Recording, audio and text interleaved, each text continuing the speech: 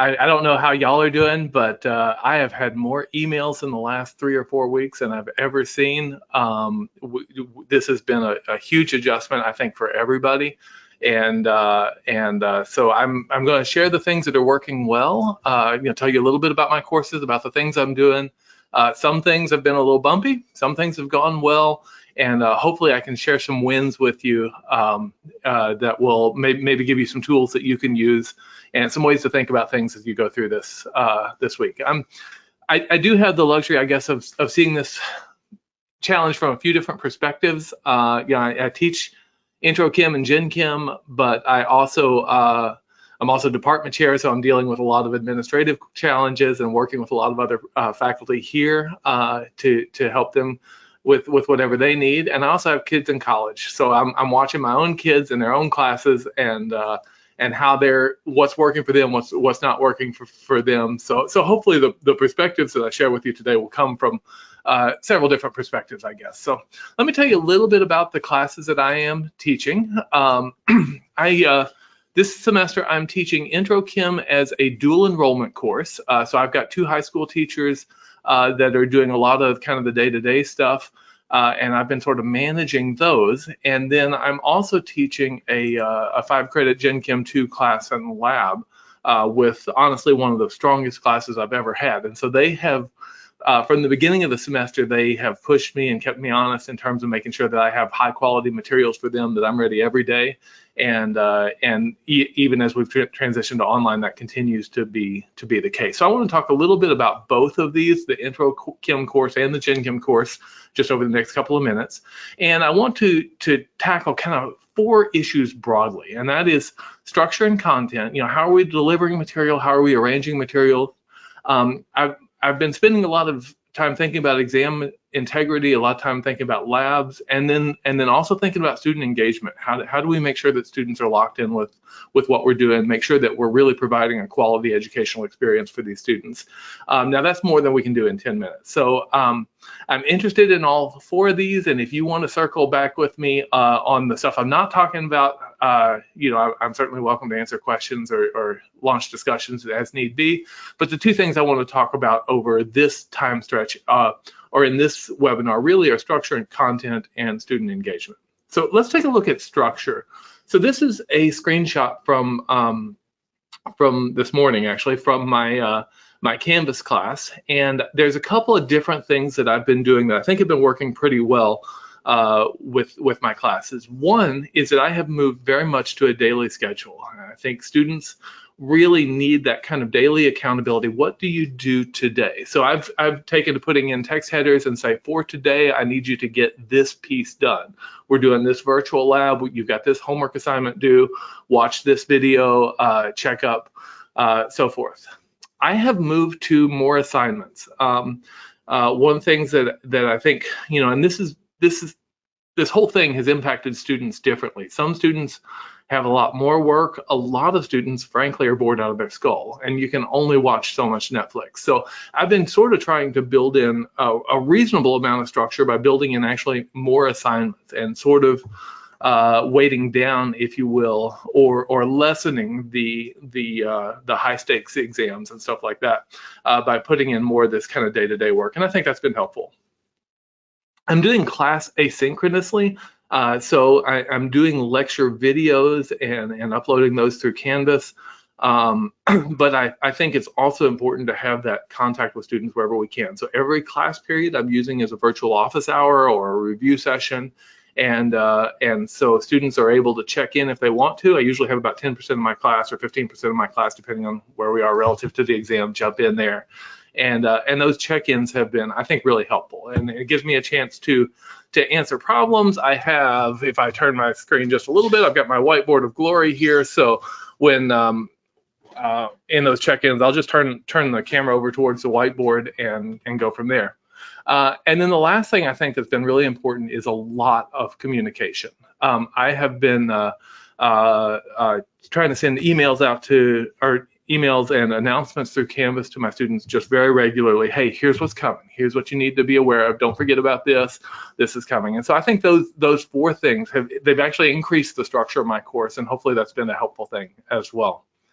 So let me show you a little bit about both of the two courses. The easy one for me has been Intro Chem, and this one has gone pretty smoothly. And I say that one because a lion's share of the work has been carried by high school instructors that were handling some of the day-to-day, but also because we already had all the resources together.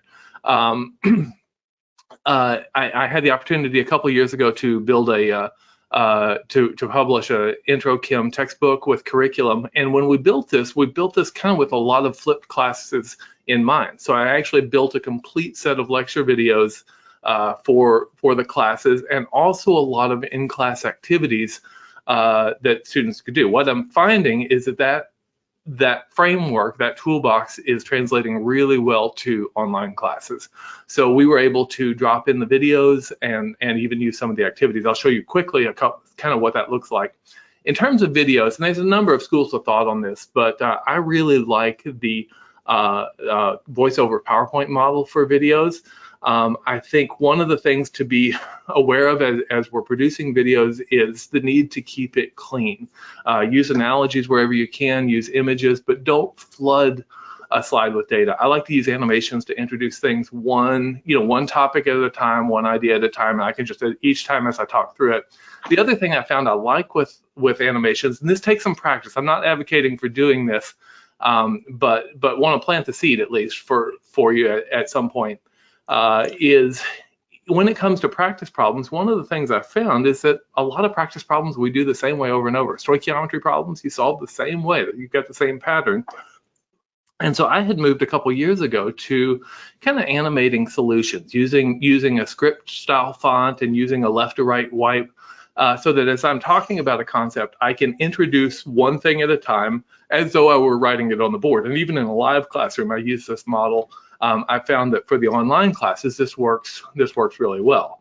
And so this is a nice feature to have. It's a nice way to do videos if you have the opportunity to do that. And I'll circle back to that here in just a second.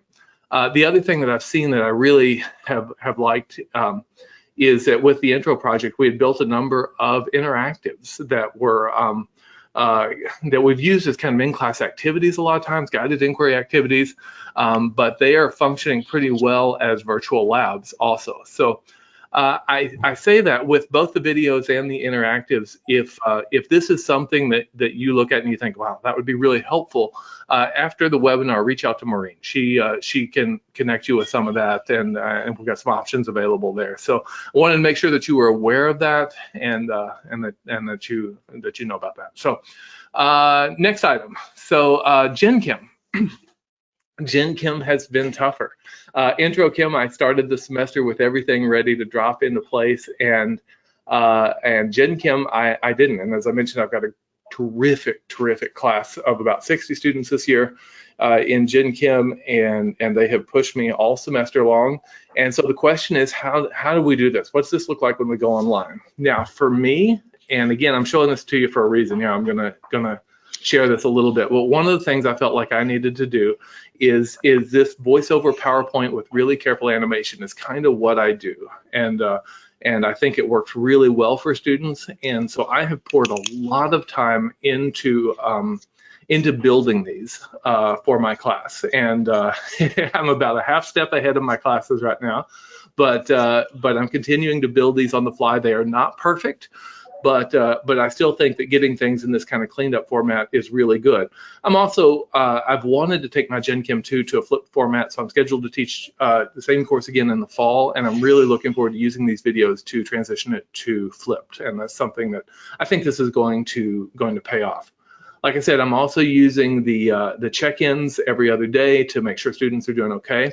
One of the things I've tried to do is to mix it up. So even in the lecture video, I love that voiceover PowerPoint style. I think it's really effective, but I also know that students are sitting by themselves a whole lot right now. So I've done some things where I've experimented with different formats. Me in front of my whiteboard here in my office and talking through that. And that's not the style I normally do, but I think in this situation it's good. And sometimes it can be quicker and easier. So I think as y'all are building your own videos, if you're doing stuff asynchronously, just grabbing a smartphone and going really will work a lot of times. But mix it up. One of the things that I've done is to play with breakout rooms. It turns out that in Zoom there's this feature with breakout rooms, and so about a week ago I thought, I've got to mix this up just so it's not a rut for everybody. And so we pulled an assignment that normally I would do in small groups and recitation, and we dropped it right in. And so I had people go into the breakout rooms. This is cool. If you haven't done this, you can give this a shot. And I was able to actually drop into each group, and that was nice because all of a sudden I had a group of 4 people and everybody had their cameras on, and I could show up like Obi-Wan Kenobi or something and say, hey, how are y'all doing? Or if people had a class, they could flag me and I could drop in and say hello. And it gave me a chance to talk to people in small groups and check on everybody and also answer questions. So made for an interesting class and a little bit different classroom. So I do recommend that you try that if you haven't tried that. And again, the last thing is communication. Just make sure that you're communicating with students. I think students really, the 2 things that I always think that students want is they want the ground rules to be clear, the expectations to be clear, and they want them to be treated with respect. And I think doing both of those through this time will go a long ways.